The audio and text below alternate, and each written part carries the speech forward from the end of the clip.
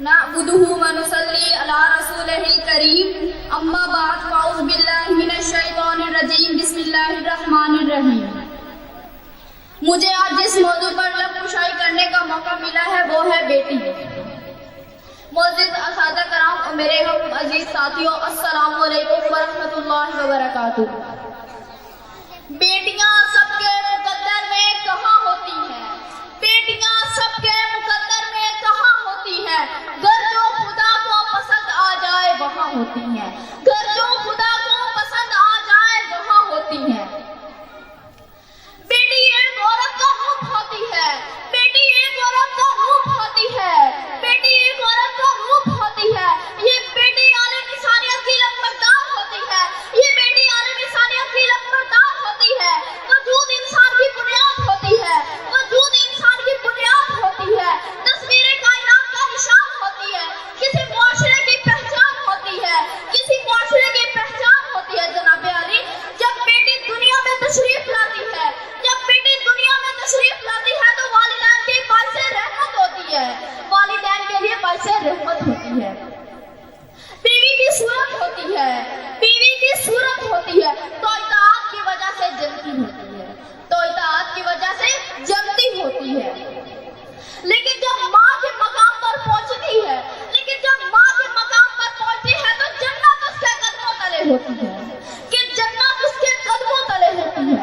اے عورت تجھے ہر روح پر سلام، اے عورت تجھے ہر روح پر سلام۔ جناب علی، بیٹی کی قدر و قیمت کا، بیٹی کی قدر و قیمت کا انداز اس بات سے لگایا جا سکتا ہے، بیٹی کی قدر و قیمت کا انداز اس بات سے لگایا جا سکتا ہے کہ جب اللہ تعالیٰ کسی انسان کو بیٹا عطا کرتا ہے، جب اللہ تعالیٰ کسی انسان کو بیٹا عطا کرتا ہے تو کہتا ہے جا اور اپنے باپ کا بازو بن جا، اور اپنے باپ کا بازو بن جا۔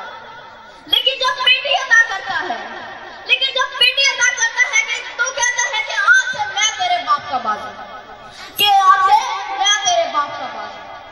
جناب علی، تو پھر میں یہ بات بڑے فخر سے کہہ سکتی ہوں، جناب علی میں یہ بات بڑے فخر سے کہہ سکتی ہوں، ہم اس دنیا کی رونق ہے، ہم اس دنیا کی رونق ہے، ہم سے ہی یہ دنیا جنت ہے، ہم سے ہی یہ دنیا جنت ہے۔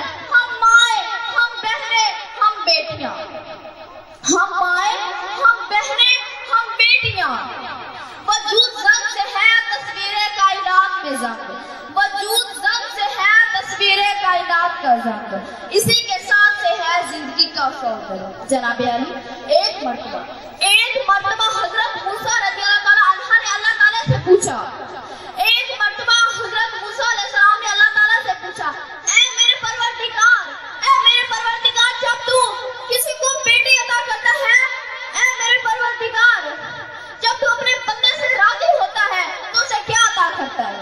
اللہ تعالیٰ نے فرمایا کہ میں اسے بیٹی عطا کرتا ہوں، اللہ تعالیٰ نے فرمایا کہ میں اسے بیٹی عطا کرتا ہوں۔ حضرت موسیٰ علیہ السلام نے پھر یہی سوال پوچھا، حضرت موسیٰ علیہ السلام نے پھر یہی سوال پوچھا کہ اے میرے پروردگار، جب تو اپنے بندے سے اور زیادہ خوش ہوتا ہے تو اسے کیا عطا کرتا ہے؟ اللہ تعالیٰ نے فرمایا کہ میں اسے ایک اور بیٹی عطا کرتا ہوں، اللہ تعالیٰ نے فرمایا کہ میں اسے ایک اور بیٹی عطا کرتا ہوں۔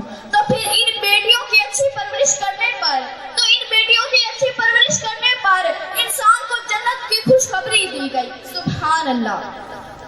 آخر میں یہ کہنا چاہتی ہوں کہ صنعت نازک کہلانے والی یہ مخلوق، صنعت نازک کہلانے والی یہ مخلوق اپنے آخری ارادوں اور انقلابی ہمت کا پیغام ہونے کے ساتھ ساتھ شفقت اور مہربانی جیسی خصوصیات حاصل ہوتی ہیں، شفقت اور مہربانی جیسی خصوصیات حاصل ہوتی ہیں۔ میں اپنی تقریر کا اختتام اس شعر سے کرنا چاہتی ہوں، میں اپنی تقریر کا اختتام اس شعر سے کرنا چاہتی ہوں۔ ضروری نہیں روشنی چراغوں سے ہو، ضروری نہیں روشنی چراغوں سے ہو، بیٹیاں بھی گھر میں اجالا کر دیتی ہیں، بیٹیاں بھی گھر میں اجالا کر دیتی ہیں۔ شکریہ۔